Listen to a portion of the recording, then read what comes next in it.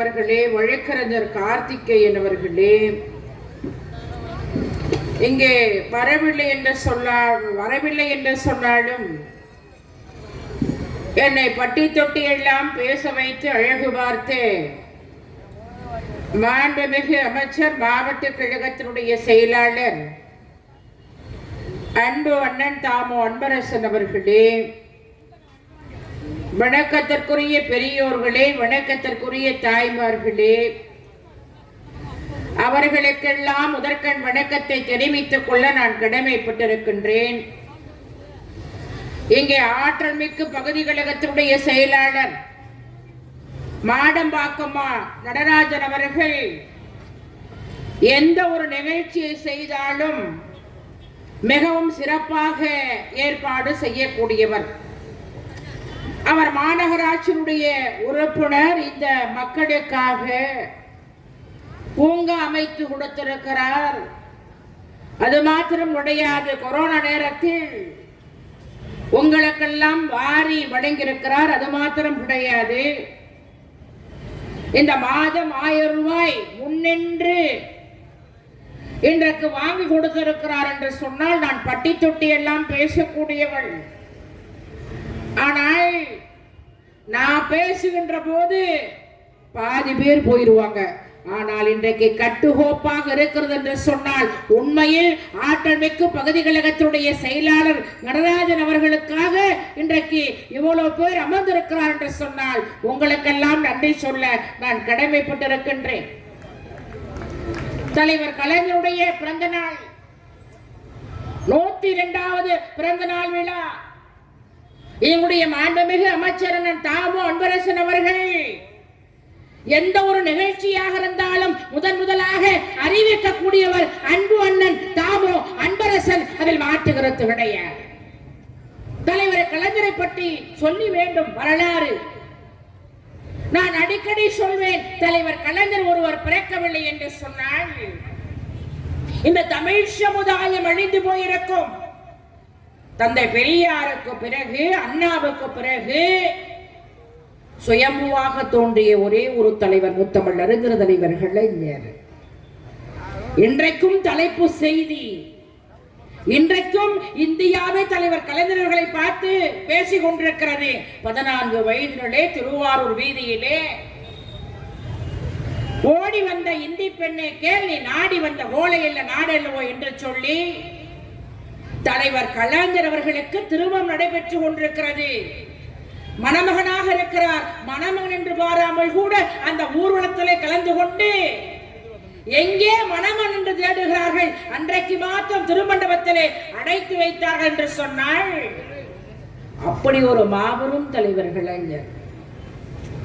அதுவும் தாய்மார்களே, ராமச்சந்திரா மருத்துவமனையில் தலைவர் கலைஞர் அவர்களுக்கு முதுகுவலி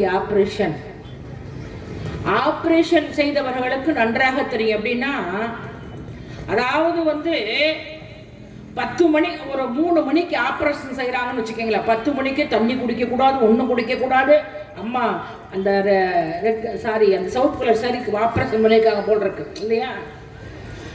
அதாவது பார்த்தீங்கன்னா 10 மணிக்கு ஒன்றுமே செய்ய முடியாது. 12, 2, 3 மணிக்கெல்லாம் அப்படியே தண்ணி தாக எடுக்கும். அப்போ தலைவர் கலைஞர் அவர்களுக்கு முதுகுவலி ஆபரேஷன் செய்கின்ற போது தலைவர் கலைஞர் அவர்கள் டாக்டரிடத்திலே தண்ணீர் கேட்கிறார். டாக்டர் அவர்கள், ஐயா, இன்னும் சிறிது நேரத்திலே உங்களுக்கு ஆபரேஷன் செய்யப்படுகிறது, தண்ணீர் கொடுக்க கூடாது. தலைவர் கலைஞர் அவர்கள் சொல்வார், என்னால் தாங்க முடியவில்லை என்று சொல்கிறார். சரி பரவாயில்லன்னு சொல்லிட்டு ஒரு நர்ஸ் அனுப்புகிறாங்க. அந்த நர்ஸ் என்ன பண்ணுறாங்க தெரியுமா? டம்ளர் தண்ணியில் காட்டன் பஞ்சை எடுத்து அப்படியே அதை நினச்சி தலைவர் இதழில் வைக்கிறார்களாம்.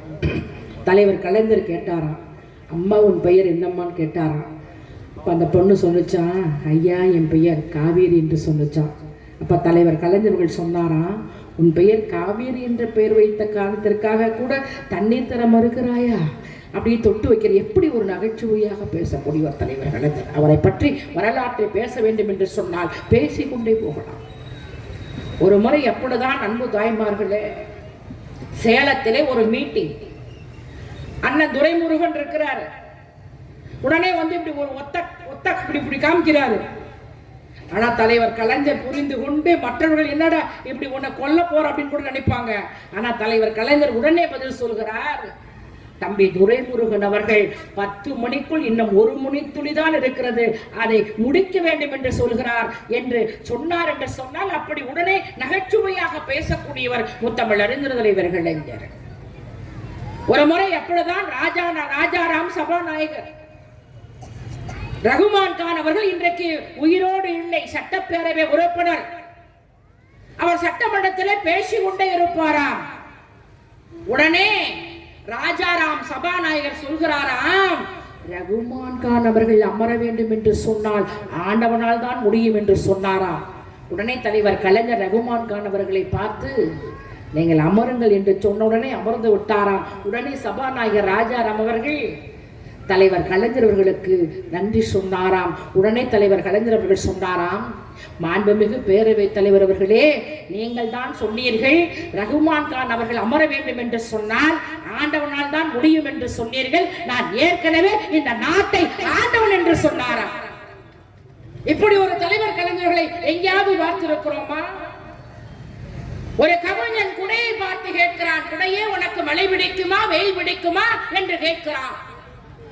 அந்த குடை சொன்னதாம், ஒரு சுயநலவாதி குடை, என்னை தாங்கி பிடிப்பவர்களுக்கு நிழலாக இருப்பேன் என்று அந்த குடை சொன்னதாம். அந்த குடை கூட என்னை தாங்கி பிடிப்பவர்களுக்குத்தான் நிழலாக இருப்பேன் என்று சொல்கிறது. ஆனால் தலைவர் கலைஞர் தன்னை தாங்கி பிடிக்கவில்லை என்று சொன்னாலும் இன்றைக்கு தமிழ்நாட்டில் உயர்த்தியவர் முத்தமிழ் அறிஞர் தலைவர் கலைஞர். அன்பு தாய்மார்களே, இங்க நிறைய பேர் வந்திருக்கிறீங்க. மாடம்பாக்கம் ஒரு கிராமம், முன்பெல்லாம் இப்ப சென்னை. வரலாற்றை பதிவு செய்ய வேண்டும் தலைப்பு. நான் மாநில பிரச்சார குழு செயலாளர், வரலாற்றை பதிவு செய்ய வேண்டும் தாய்மார்களே. முன்பெல்லாம் எப்படி, ஒரு 30 வருஷத்துக்கு முன்னாடி எப்படி தெரியுமா, நம்ம சோறு தான் சமைச்சு போடணும், குழந்தை தான் பெற்று கொடுக்கணும், வெளியே வரக்கூடாது. அதுவும் தாய்மார்களே, அந்த சோறாக்குறோம்னு வச்சுக்க அடுப்பு, அதாவது பார்த்தீங்கன்னா ஊதி ஊதி வயிறு தான் பெருசாக போயிடும் இல்லையா? அதாவது விறகு வாங்கிட்டு வந்து, இல்லை 8 வந்து விறகு வாங்கிட்டு வந்து ஊதுன்னு ஊதி சாராக்கி கலந்து வச்சு ரசம் வச்சு கீரை புரட்டி நம்ம ஆத்துக்கார்ட்ட கொடுத்தா ஒரு வாத்தின்ட்டு வந்து, அடிய இது ரசமாடி ரசம் உப்பே இல்லை அப்படின்னு எட்டி உரைச்ச காலம் இருந்துச்சா இல்லையா? ஆனால் தலைவர் கலைஞர் அவர்கள் பெண்கள் அடுப்பில் இருக்கக்கூடாது என்று சொல்லி இந்தியாவிலே முதலாக இலவச கேஸ் அடுப்பை கொண்டு வந்தவர் முத்தமிழ் அறிஞர் தலைவர் கலைஞர். தாய்மார்களே, முன்பெல்லாம் எப்படி, ஒரு செய்தி கேட்க வேண்டும் என்று சொன்னால் காலையிலே 6 மணிக்கெல்லாம் எல்லாம் வந்துடுறோம் இல்லையா?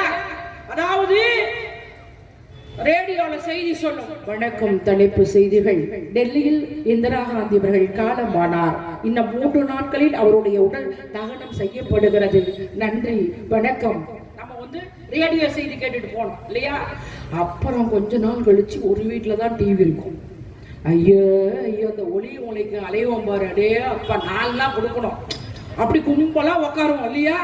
7-8 பாட்டு போடுவோம். ஒரே நாளைக்கு படம், ஒரே நாளைக்கு ஒளியும் 4 நாள் கொடுத்து கும்பலா வந்து நம்ம பாப்பா. அப்பெல்லாம் அந்த ஒளியும் பார்த்தோம் என்று சொன்னால் அடே அப்பா, புள்ளி போட்ட லவுகாரி புளியம்பு சேலக்காரி புள்ளரேக்க புகையில ஏன் கண்ணு 2 காவலடி அன்னக்கிளி உன தேடுதே 6 மாசம் 1 வருஷம் ஆவாரம்பு மேனி வாடுதே அன்னக்கிளியே உன தேடுதே அன்னக்கிளியே உன தேடுதே.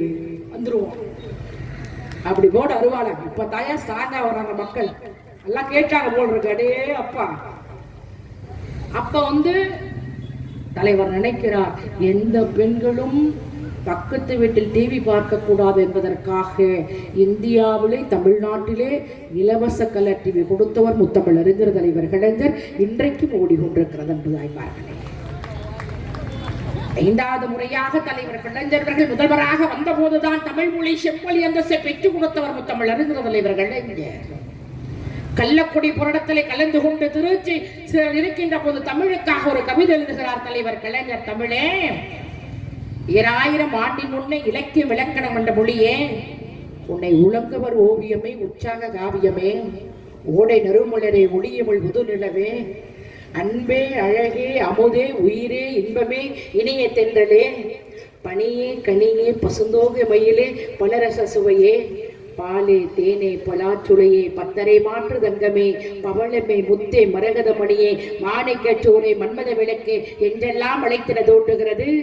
ஆனாலும் தமிழே, உன்னை தமிழ் என்று அழைப்பதிலே உள்ள இன்பம் வேறு எந்த சொல்லலும் இல்லை என்பேன். செந்தமிழை செம்மொழியே வாழ்கனி வெல்கனி என்று எழுதுகிறார் என்று சொன்னால் அந்த தமிழ் மொழிக்கு செம்மொழி அந்தஸ்தை பெற்றுக் கொடுத்தவர் முத்தமிழ் அறிஞர் தலைவர்களே.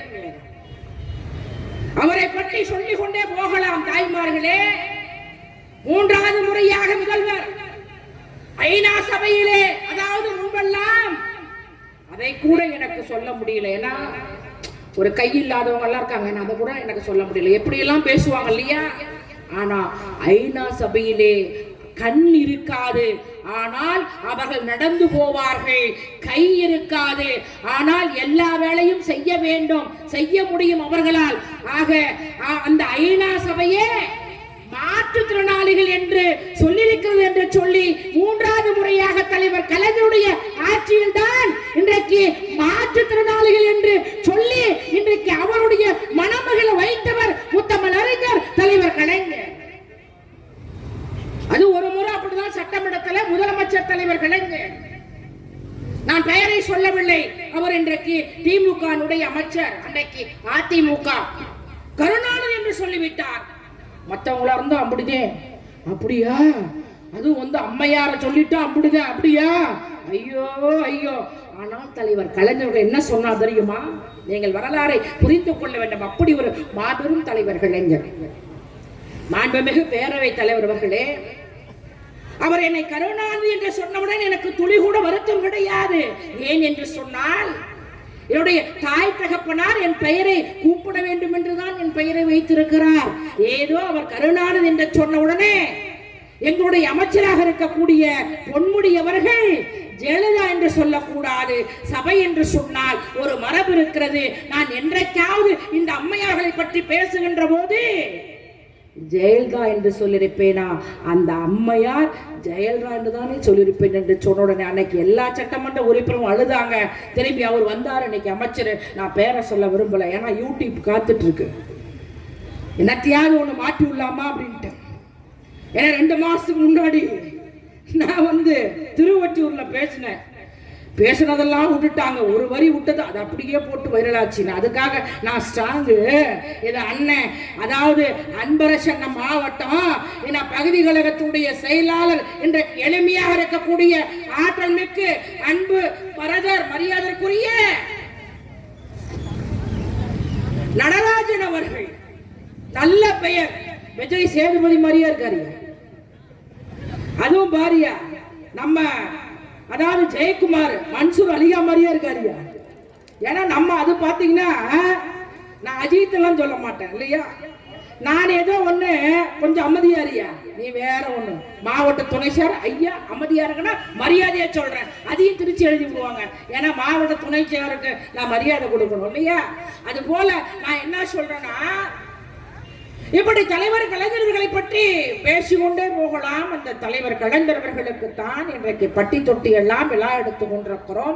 1929ஆம் ஆண்டு செங்கல்பட்டு மாநாட்டிலே தந்தை பெரியார் அவர்கள் பெண்களுக்கு சொத்திலே சம உரிமை வழங்க வேண்டும் என்று அன்றைக்கு தீர்மானம் நிறைவேற்றுகிறார். 3வது முறையாக தலைவர் கலைஞர்கள் முதல்வராக வந்த போதுதான் பெண்களுக்கு சொத்திலே சம உரிமை வழங்கியவர் தலைவர் கலைஞர். அவருடைய பிறந்த நாள் விழாவிலே தலைவர் கலைஞர் அவர்கள் இன்றைக்கு உயிரோடு இல்லை என்று சொன்னாலும் அவருடைய குரலை நாம் இன்றைக்கும் கேட்டுக்கொள்கிறோம். தமிழர்களே, தமிழர்களே, நீங்கள் என்னை கடலில் தூக்கி போட்டாலும் கட்டுமரமாகத்தான் மிதப்பேன், அதில் ஏறி நீங்கள் பயணம் செய்யலாம், கவிழ்ந்து விட மாட்டேன். இன்றைக்கும் அவருடைய குரல் கேட்கிறது. அவர் என்றைக்கும் நிலைத்து நிற்பார் என்று சொல்லி இப்படியெல்லாம் ஒரு தலைவர். ஆனா கட்சி ஆரம்பிச்சு 1 மாசம் கூட ஆகல, நான் தான் முதல்வர். வார்டு கவுன்சிலர்லாம் வேணாமா, எம்பிலாம் வேணாமா, இல்ல அதாவது வந்து எம்எல்ஏலாம் வேண்டாமா, நேரா முதலமைச்சரா. என்ன என் நாட்டுக்கு பண்ணீங்க? இந்த நாட்டுக்காக குரல் கொடுத்தீர்களா? இந்த நாட்டுக்காக தியாகம் செய்தீர்களா? நான் என்ன சொல்றேன்னா, சிவாஜி அதாவது ஒரு நடிகர், அவரை போல ஒரு நல்ல நடிகர் யாரும் பார்த்திருக்க முடியாது. அவர் கூட கட்சி ஆரம்பிச்சார், திருவையாறு சட்டமன்றத்தில் நின்னாரு, ஆனா தோந்து போனார். வெற்றி பெற்றவர் துரை சந்திரசேகர், திராவிட முன்னேற்ற கழகத்தை சார்ந்தவர், இன்றைக்கு மாவட்ட கழகத்தினுடைய செயலாளர். டி ராஜேந்தர் கட்சி ஆரம்பிச்சார், ஏன் சிரஞ்சீவி கட்சி ஆரம்பிச்சார், ஏன் அதாவது விஜயகாந்த் கூட கட்சி ஆரம்பிச்சாரு. ஏன் கமல்ஹாசன் நான் குறை சொல்லல, ஏன்னா இன்னைக்கு எங்க கூட்டணியில எம்பி நாங்களாம் மனிதனே, அதாவது கூட்டணி கட்சியை மதிக்க கூடியவர்கள் திராவிட முன்னேற்ற கழகம்.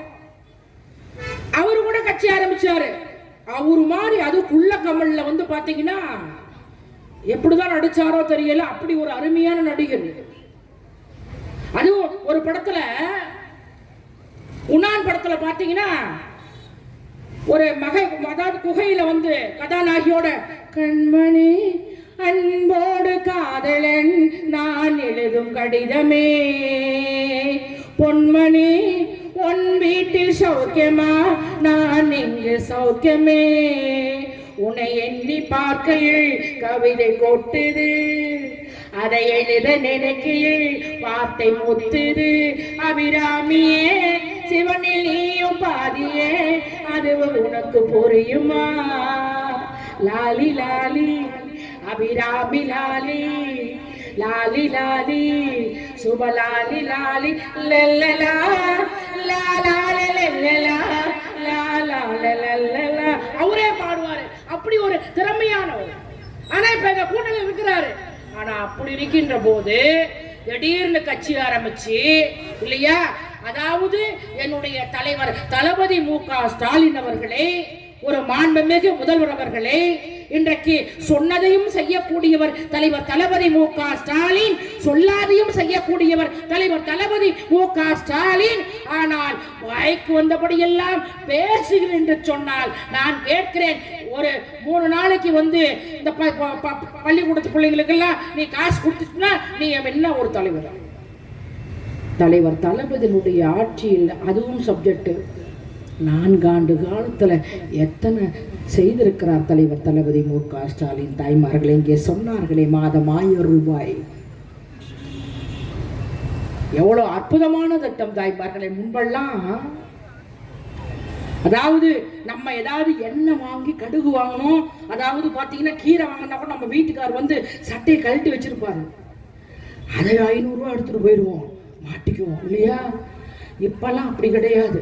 அவரு தான் சாமி, 500 ரூபா கொடு, 1000 ரூபா கொடு, நீ தான் சாமி செருவை காய்ச்சி வச்சிருக்கிறல்ல கொடு, நான் தரமாட்டேன் இல்லையா. தாய்மார்களே, இது உண்மை. ஒரு 3 மாதத்துக்கு முன்பு ஒரு ஊர்ல தர்மபுரியில சுற்றுப்பயணம் செய்த நண்பு தாய்மார்களே, அங்க ஒரு அம்மா வந்தாங்க, சொன்னாங்க, இப்படி பேசி முடிச்சுட்டு அப்படியே போக்கல அம்மா இருமான்னாங்க. நான் என்னத்தையா திட்டுறாங்களான்னு பார்த்தேன். ஆனா அவங்க சொன்னாங்க, அன்பு தாய்மார்களே, அம்மா என் ஒரு மகனை பெத்தேன், வேஸ்ட்டுமா, ஒரு முறை அப்படிதான் உடம்பு சரியில்லைன்னு சொல்லிட்டு ஒரு 50 ரூபா கொடுறான்னு கேட்டேன், பாமா அப்படின்ட்டான். ஆனா 10 நிமிஷத்துல மாசம் 1000 ரூபா வந்தது.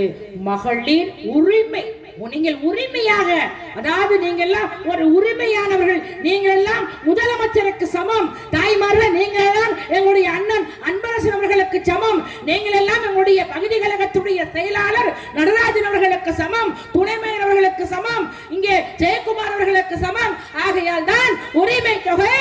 அந்த பெண்மணி சொன்னார், 10 நிமிஷம் கழிச்சு வந்துருச்சுமா. நான் போய் ஹாஸ்பிட்டல்ல போய் நான் உடம்ப பார்த்தேன், பெற்றும் புரோஜனம் இல்லம்மா, பெக்காத மகன் மு.க. ஸ்டாலின் என்று சொன்னார். என்று சொன்னால் அதுதான் இன்றைக்கு திராவிட மாடல் ஆட்சி. அது மாத்திரம் கிடையாது தாய்மார்களே, தேர்தலத்தில் சொன்னார் தலைவர் தளபதி மு.க. ஸ்டாலின், ஆட்சிக்கு வந்தால் பெண்கள் பேருந்துகளில் இலவசமாக பயணம் செல்லலாம். அந்த எடப்பாடி பழனிசாமி, நான் கொஞ்சம் பார்த்து பேசணும், வேணா யூடியூப் இருக்குல்ல, எல்லாம் கொஞ்சம் வேகமாக பேசிடுவேன் இல்லையா.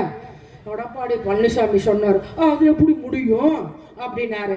ஆனால் ஆட்சிக்கு வந்து முதல் கையெழுத்து பெண்கள் பேருந்துகளில் இலவசமாக பயணம் செய்யலாம். தாய்மார்களே, முன்பெல்லாம் நம்ம வீட்டுக்காரரு, அந்த அம்மா ரோஸ் கலர் சாரி அம்மா தினமும் போகுதுன்னு நினைக்கிறேன் பஸ்ஸில் இல்லையா, நம்ம வீட்டுக்காரரு போட்டு அடிச்சு விடுவாரு. நம்ம அப்பா அம்மா வீட்டுக்கு போனா கூட அவர்கிட்ட காசு கேட்பான். அப்படியா, காசா கேட்கற போடி உதைப்பாரு. இன்னைக்கு யாராவது அடிக்க சொல்லு, ஏய் அடிச்ச. ஏற்கனவே நான் மகாலட்சுமி சீரியல் பார்த்துட்டு அந்த விளம்பரத்தை தான் உனக்கு தீஞ்ச தோசை போட்டு தந்தேன். ஏற்கனவே உனக்கு வந்து சிங்கப்பெண்ண சீரியல் பார்த்துட்டு தான் உனக்கு தீஞ்ச தோசை போட்டு கொடுத்தேன். அதெல்லாம் கிடைக்காது. ஏன்னா மு.க. ஸ்டாலின் அவங்க சொல்லுவாங்க, நாங்கள் மாண்புமிகு முதல்வர் மு.க. ஸ்டாலின் பேருந்துகளில் இலவசமாக பயணம் செய்யலாம்னு சொல்லிட்டாரு. ஐயோ, நான் உன்னை அடிக்கவே மாட்டோம்மா, நீ ஏது போயிடாதம்மா சாமி அப்படின்ற மாதிரி கெஞ்சுறாங்க. அதுவும் முன்னெல்லாம் கண்டக்டர் பண்ணுறது, அடே அப்பா கொஞ்சம் கொடுமையாக பண்ணுவார். டிக்கெட் டிக்கெட் டிக்கெட் டிக்கெட் கொஞ்சம் லேட்டாக வந்துட்டா கூடம்மா வா அப்போ விட்டு பஸ்ஸாமா அப்படின்னு திட்டினாரா இல்லையா தாய்மார்களே, அந்த ரோஸு இல்லையா. ஆனா இப்ப கண்டக்டர் எங்கம்மா போறோம்னா பெண்கள் சொல்றாங்க, நான் எங்க போனா உனக்கு என்ன, பாவம் வருவோம். அதுவும் கிராமத்துலலாம் தாய்மார்களே, பெண்கள் பஸ்ஸில் ஏறிக்கொண்டு மகிழ்ச்சியோடு ஒருவருக்கு ஒருவர் சந்தோஷமாக சிரிப்போடு வெளிநெடுக காட்டு மல்லி கண் பார்க்கும் கவனம் இல்லை, போக்குற நேரம் தெரியாது, காத்திருப்பே நான் சலிக்காது, பூமனம் புதுசா புரியுதம்மா, என் மனம் கரும்பாய் நிற்கிறம்மா, வழி நெடுக காட்டு மல்லி கண் பார்க்கும் கவனம் இல்லை, காடு மனக்குது வாசத்தில என்னோட வருமா நேசத்தில, வழி நெடுக காட்டு மல்லி என்று மகிழ்ச்சியோடு இன்றைக்கு பேருந்துகள் பயணம் செய்யக்கூடிய ஆட்சி திராவிட மாடல் ஆட்சி, சொல்லிக் கொண்டே போகலாம். ஆனா யாரு வந்தாலும் பாத்தீங்கன்னா திமுகவை ஒழிப்பேன், அது மோடி, அது அமித்ஷா வராரு, திமுகவை ஒழிப்பேன். எவ்வளவு வேலை இருக்கு அமித்ஷா அவர்களே, அதுல வேற ஜெயந்தப்பா முருகன் அமைச்சர். நான் ஒண்ணு மட்டும் சொல்றேன், திராவிட முன்னேற்ற கழகத்தை அடிப்பேன் என்று சொன்னவர்கள் இழைந்து போயிருக்கிறார்கள், திராவிட முன்னேற்ற கழகத்தை ஒழிப்பேன் என்று சொன்னவர்கள் ஒளிந்து போயிருக்கிறார்கள்.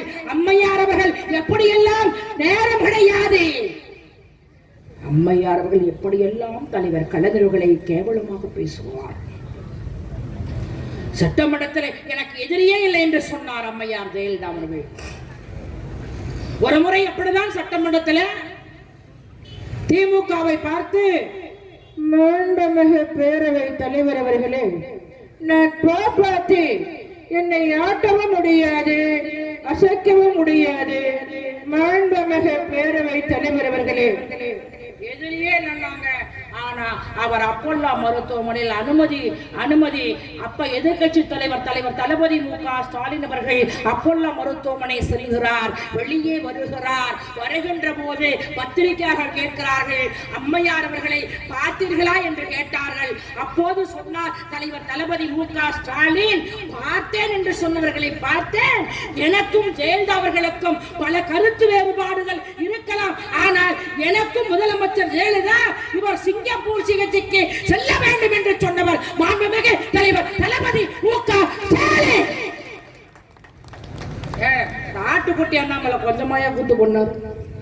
இன்னைக்கு ஆளற்ற சேர்க்கணுங்க. திமுக அழிக்கிறேன்னு சொன்னவங்களை பார்த்து சொல்றேன், ஐயோ தினமும் ஒரு பத்திரிக்கை செய்தி கூப்பிட்டு அண்ணே அண்ணா அண்ணா அதுவும் சொன்னாரு பாரு.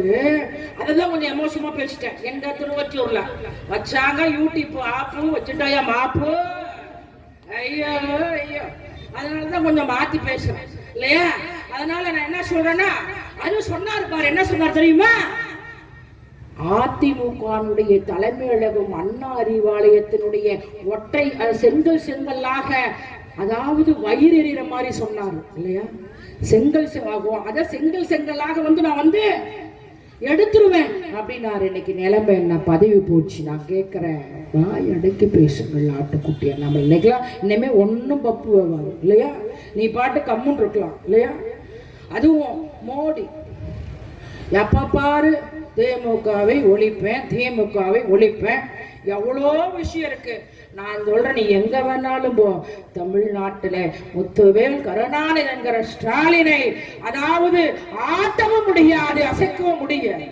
அதுவும் மோடி பேசினார் பாரு, அடே அப்பா தமிழ் ஒரு மாதிரி தமிழ் யாருமே பேச முடியாது. சொன்னார் என்ன தெரியுமா, ஒரு ஊர்ல சொன்னார், அடே அப்பா குரல் நேர நெருப்புயரே நெருப்புயரே. நம்மால் போட்டானோ பேஸ்புக்ல மண்ணெண்ண உயர, டீசல் உயர, பெட்ரோல் உயர, கேஷுவல் உயர. அதுவும் வந்து போன வருஷம் பொங்கல் வாழ்த்து தமிழ் சொன்னார் பாரு, அடே அப்பா அனைவருக்கும் பொங்கல் நல்லா என்னையா புரியுது. ஐயோ ஐயோ, இவரு சொன்னார தேர்தலத்துல நான் ஆட்சிக்கு வந்தேன் என்று சொன்னால் வருடம் 2 கோடி இளைஞர்களுக்கு வேலை வாய்ப்பு தருவேன் என்று சொன்னாரே, தந்தாரா? அது கொரோனா காலத்துல கொஞ்சமாயா கூட்டு பண்ணாரு. கை தட்டுங்க கொரோனா போயிருந்தாரு. சரி அதுவும் பரவாயில்லை. விளக்கு எடுத்துங்க கொரோனா போயிருந்தாரு. சரி அதுவும் பரவாயில்ல. எடப்பாடி பழனிசாமி 1000 ரூபாய் கொடுத்தாரு. அதை நம்ம வந்து சீரியல் பார்க்காத இருக்க முடியாதுல்ல. அதை வாங்கி நம்ம வந்து என்ன பண்ணோம், அதை போட்டுட்டு நம்ம ஏதோ சீரியல் பார்த்தா அந்த விளம்பரம் தொல்லை தாங்க முடியல. உடனே ஒருத்தன் எல்லாம் வாங்க அள்ளிட்டு போங்க, எல்லாம் வாங்க, நாங்களே கொரோனா டென்ஷன் இருக்கிறோம் அப்படின்னு சொல்லிட்டு நம்ம டென்ஷனாக இருந்தோம். 10-15 நாள் கழிச்சு என்ன பண்ணானோ தெரியுமா, ஒரு 15 பேர் மதுரையில் நல்லா குழி தோண்டி 5000 ரூபாய் தூக்கிட்டு போயிட்டானுங்க. போலீஸ் தேடுது, 10 நாள்ல பிடிச்சிது.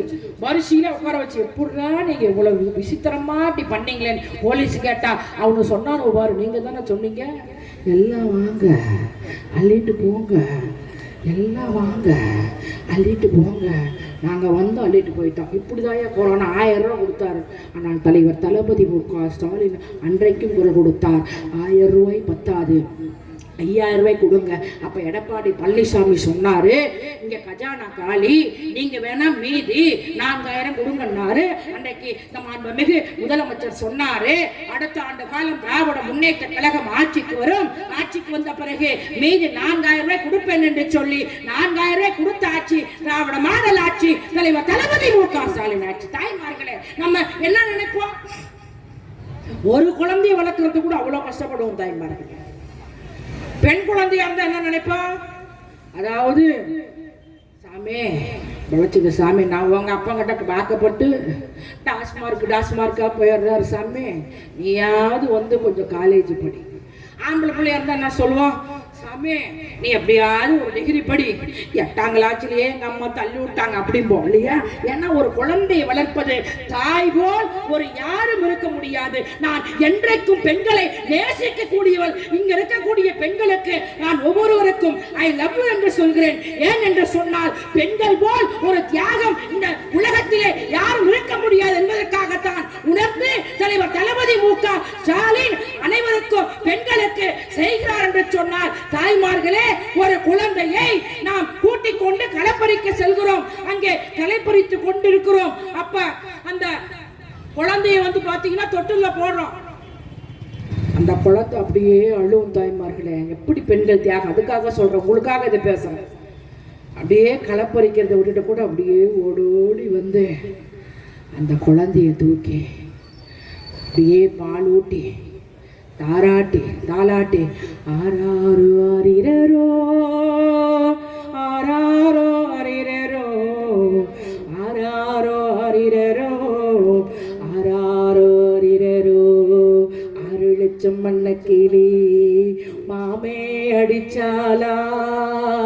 மல்லியப்பூ கண்ணூரங்கு என்று போட்டுட்டு அந்த களைப்பறிச்ச காசை நீங்க சப்ஜெக்ட் புரிஞ்சுக்குங்க. அந்த காசை கொண்டு வந்து தான் அந்த குழந்தைக்கு சோறு வாங்குவோம். ஆனா இப்படியெல்லாம் தலைவர் தளபதி மு.க. ஸ்டாலின் நீங்கள் அந்த குழந்தைக்காக கஷ்டப்படக்கூடாது என்று சொல்லி இது சொல்லாத திட்டம். இந்தியாவிலே காலை சிற்றுண்டி தந்தவர் முத்துவேல் கருணாநிதி என்கிற ஸ்டாலின். இதை தேர்தல் சொல்லவில்லை. தாய்மார்களே, உங்க குழந்தைக்கு, உன் பிள்ளைக்கு, உன்னுடைய ஆண் குழந்தைக்கு, உன்னுடைய பெண் குழந்தைக்கு ஆய்வு செய்ய போகிறார். அவரை போல் ஒரு எளிமையான முதலமைச்சரை நான் பார்த்திருக்க முடியாது. அங்கே ஒரு 5 வயது குழந்தை, 1ஆம் வகுக்கக்கூடிய குழந்தை சோகமா இருக்கு. என்னன்னு கேட்கிறாரு. ஐயா, எங்க அப்பா அம்மா கல்வி வேலைக்கு போயிட்டாங்கய்யா, அதனால ஐயா கொஞ்சம் நான் காலையில நீராரம் தண்ணி குடிக்கிறேன். அப்பா சொல்றாரு தலைவர் தளபதி மு.க. ஸ்டாலின், தமிழ்நாட்டில் எந்த குழந்தையும் காலையில் பட்டினியாக இருக்கக்கூடாது என்ற தாய் நினைப்பாள். ஆனால் இன்றைக்கு தாயாக இருக்கக்கூடியவர் தலைவர் தளபதி மு.க. ஸ்டாலின் என்பதை புரிந்து கொள்ள வேண்டும். எடப்பாடி பழனிசாமி என்ன செஞ்சார்? சொல்றாரு, நான் தான் முதலமைச்சர், நான் தான் முதலமைச்சர். நீங்க எப்படி முதலமைச்சர் ஆனீங்க? மக்களால் தேர்ந்தெடுக்கப்பட்டு முதலமைச்சர் ஆனீங்களா? இல்லையே. அதாவது பூரா மாதிரி ஊந்து போய் பக்கத்துல வேற திண்டுக்கல் சீனிவாசன், இவரு ஊர்ற மாதிரி பார்த்தா நம்ம காலைகளை கடிச்சு விடுவாரு போல் இருக்குன்னு திண்டுக்கல் சீனிவாசன் காலை எடுத்துக்கிட்டாரு. அப்படி ஊர்ந்து போய் முதல்வர் ஆகி நீ என்ன பண்ண? நாட்டு மக்களுக்காக எதையாவது நீ செஞ்சியா? மிக்சி கொடுத்த மிக்சி இருக்கா? மிக்சி அந்த ஜாரு பக்கத்து வீட்டுக்கு போயிடுச்சு. கிரைண்டர் இருக்கா? இப்ப அந்த மாவாட்ட கல்று பக்கத்து வீட்டுல போய் விழுந்து மண்டை உடஞ்சு போச்சு. இதுதாயா உன்னுடைய சாதனை இல்லையா? ஆனால் தலைவர் தளபதி மு.க. ஸ்டாலின் அவர்கள் அப்படி கிடையாது. சொன்னதையும் செய்யக்கூடியவர், சொல்லாதையும் செய்யக்கூடியவர் எங்களுடைய மாண்புமிகு அமைச்சர் அண்ணன் அன்பரசன் அவர்கள் போல் ஒரு தமிழ்நாட்டிலே இன்னைக்கு அன்பரசனுடைய செல்ல பிள்ளைதான் இன்னைக்கு பகுதி கழகத்துடைய செயலாளர் நடராசன். எல்லாமே இருப்பாங்க இல்லையா? அண்ணன் ஜெயக்குமார் இருப்பாங்க. இருக்காருயா, எவ்வளவு அமைதியா இருக்காரு பாரு. எவ்வளவு பெரிய கோடீஸ்வரன் அஜித் மாதிரியா இருக்காருயா. எவ்வளவு அமைதியா இருக்காருயா. சரி, மாத்திக்கலாமா? இப்ப என்ன நடிகரு தெரியலையே. இப்ப யாருன்னு நான் படமே பாக்குறது இல்லை இல்லைங்களா? ஆமா, அதனால சரி மாத்திக்கலாம். 2 மனுஷன், அதாவது 2 அஜித்னு சொல்லிக்கலாம். ஓகேங்களா? ஜெயக்குமார் பேச்சாளர், அவர் பேசிட்டே இருக்கிறாருப்பா, நல்ல மனிதன் இல்லையா? அதுபோல இப்படி சொல்லிக் கொண்டே போகலாம். வாக்காளர் பெருங்குடி மக்களே, ஒண்ணுமே செய்யலையே. அது மாத்திரம் கிடையாது. இன்னைக்கு அமைச்சர்களாம் இப்படி அமைதியா, அதாவது இன்னைக்கு பாத்தீங்கன்னா எவ்வளவு எளிமையா இருக்காங்க. ஆனா அதிமுக அமைச்சர்களை நான் கொஞ்சம் முடிச்சிடுறேன். அதிமுக அமைச்சர்கள்லாம் கொஞ்சமாயா கூத்து பண்ணாங்க. இந்த செல்லூர் ராஜன் ஒருத்தர் இருக்கிறாரு பாரு, அடே அப்பா, அவர் முன்னாள் அமைச்சர் இல்லையா? அவர் என்ன பண்ணார் தெரியுமா? அதாவது விஓலாம் இருக்காங்கல்ல ஐயா, கள்ளழகர் ஆத்து இறங்குறாரு ஐயா, அதனால தண்ணியெல்லாம் நீராவியா போயிட்டு இருக்குதுயா. உடனே என்ன பண்ணா தெரியுமா செல்லூர் ராஜு? அப்படியா, மறுநாள் வாங்கன்னு எல்லாம் போறாங்க, கலெக்டர் போறாங்க, எஸ்பி போறாங்க. இவர் என்ன பண்றாருன்னா, நோட்டீஸ் போடக்கூடாது, இது உயர்ந்தது, பெருமாக்குள் அப்படி போட்டு இப்படி போட்டு போட்டு வந்துடுறாருயா. ஏன்னா நோட்டீஸ் மரியாதைக்குரிய நோட்டீஸ் இல்லையா? ஆக நான் என்ன சொல்றேன்னா, மேல ஏறுறாரு. உடனே ஒருத்தர் சொல்றாங்க, என்னையா அப்படியே வெள்ளை வெள்ளையா போகுது. ஐயோ அப்படியா? பார்த்தா அந்த போட்ட தெர்மாகுலாம் போயிட்டு இருக்குதுயா. இன்னொரு அமைச்சர் யாருன்னா, ஐயோ ஐயோ, அதாவது சிவி சண்முகம், அவனை மாதிரி ஒரு லூசு யாருமே கிடையாது. வாய்க்கு வந்தபடியெல்லாம் இன்னைக்கெல்லாம் பேசுறார் இல்லையா? சரி, அதுவும் பரவாயில்ல. இந்த திண்டுக்கல் சீனிவாசன் ஒரு அமைச்சர் இப்ப என்ன நம்ம பண்ணாரு? 3 மாசத்துக்கு முன்னாடி தான் வைரல். அதாவது திமுக ஆட்சியில சரியில்லை, நீங்களாம் என்ன பண்றீங்கன்னா 2026 மு.க. ஸ்டாலின் தான் முதலமைச்சர். ஐயோ பக்கத்துல அண்ணா அண்ணே மு.க. ஸ்டாலின் அப்படியா? அது மாதிரி அவருக்கு கூட மனசுல திண்டுக்கல் சீனிவாசனை கூட முத்துவேல் கருணாநிதி என்கிற ஸ்டாலின் தான் அதாவது நினைவில் இருக்கிறது. அதுவும் ஓ பன்னீர்செல்வம் மாதிரி ஒரு நடிகர், உலகமாக நடிகர் யாருமே கிடையாது. அவரு என்ன பண்ணார் தெரியுமா? ஐயோ ஐயோ, அம்மா இறந்த பிறகு தியானம் பண்ண போயிட்டாரு. அதான் உடனே நம்ம பேஸ்புக் ஃப்ரெண்ட்ஸ் எல்லாம் இவர் தியானம் பண்றாரா இல்ல தூங்குறாரா ஜூம் பண்ணுங்க, ஆனா தியானம் பண்றாரு. வெளியில வந்து கேட்டாங்க, ஐயோ கடவுளே, அதாவது வெளியில கேட்டாங்க, என்ன கேட்டாங்கன்னா பத்திரிகையாளர்கள், நீங்கள் வந்து தியானம் பண்ணீங்க என்னன்னு கேட்டா அவரு சொன்னாரு, நான் அம்மா ஜெயலலிதா அவர்களோடு ஆவியோடு பேசினேன் அப்படின்ட்டார். நான் என்ன நினைச்சேன், ஓ செத்து சமாதியில போய் நம்ம தியானம் பண்ணா பேசலாம் போடுறது. எங்கள் அப்பா செத்து 10 வருஷம் ஆச்சு. நான் போகிறேன் எங்கள் ஊருக்கு சேலத்துக்கு. 6 மணிக்கு உக்காந்தேன், தியானம் பண்ணுறேன். 7 மணி ஆகுது, 8 மணி ஆகுது, 9 மணிக்கு வந்து லக்க லக்க லக்க லக்க லக்கன்னு பெய்தான் வருது. வந்துட்டேன். வித்தாரகல்லி விரவுக்கு போனாலும் கத்தாளங்களுக்கு கொத்தோட குத்துமா எப்படி நான் கேட்குறேன். அதாவது ஓ பன்னீர்செல்வத்தை கேட்குறேன். சொன்னார் அம்மா, உங்கள்கிட்ட சொன்னாங்களா? ஓ பன்னீர்செல்வம் அவர்களே, உங்களை நினைத்து தான் நான் இருக்கிறேன், நீங்கள் ஓடோடி வாருங்கள், உங்களுடைய ஞாபகம் தான் இருக்கிறது என்று சொன்னார்களா? இப்படி வரிசையெல்லாம் பார்த்தீங்கன்னா அதிமுக அமைச்சர்கள் எல்லாம் ஊழல், ஆனால் திராவிட முன்னேற்ற கழகத்துடைய அமைச்சர்கள் எல்லாம் மக்களுக்காக இன்றைக்கு சேவை செய்கிறார் என்று சொன்னால், ஆக தாய்மார்களே, அதாவது நீங்க எல்லாம் வேற எதுலயும் நீங்க ஓட்டு போட்டீங்கன்னா வேஸ்ட். வேற எந்த கட்சி ஸ்ட்ராங் இல்ல, திமுக தான் ஸ்ட்ராங், அதுல மாற்றுகிறது கிடையாது. மீண்டும் 2026 முத்துவேல் கருணாநிதி என்கிற ஸ்டாலின் முதல்வர், மாண்புமிகு அமைச்சர் அண்ணன் தாமு அன்பரசன் அமைச்சர் என்று சொல்லி வட்டக்கழகத்துடைய செயலாளர், ஐயோ ஐயோ எங்க இருக்காரா? எங்க இருக்காரு அண்ணே? வணக்கண்ணே. அவரு கண்ணாடிய பாரியா, சூப்பர் ஸ்டார் மாதிரியே இருக்காரியா. உண்மையால் அவருக்கு நன்றி கூறி, மரியாதைக்குரிய பகுதி கழகத்துடைய சேர் நடராஜனோளுக்கு நன்றி கூறி, துணை மேயர் ஜெயக்குமார் கோச்சுகோர் அண்ணன் உங்களுக்கு டபுள் வணக்கம் என்று சொல்லி, உங்களை விட்டு பிரிவதற்கு எனக்கு மனமில்லை என்பதாய்மார்களே. இத்தனை நேரம் கிட்டத்தட்ட ஒரு 50 நிமிடம் இருக்கும், நீங்கள் அமைதி காத்தீர்களே. ஆக உங்களுக்கெல்லாம் உங்களுடைய இதயத்திற்கு, அதாவது பெண்களுக்கு மாத்திரம் இன்னொரு முறை ஐ லவ் யூ என்று சொல்லி தந்த வாய்ப்புக்கு நன்றி கூறி விடைபெறுகிறேன். உங்களுடைய இதயத்திலே உதய சூரியன் என்று சொல்லி தந்த வாய்ப்புக்கு நன்றி கூறி விடைபெறுகிறேன். நன்றி, வணக்கம் அம்மா. நன்றிம்மா.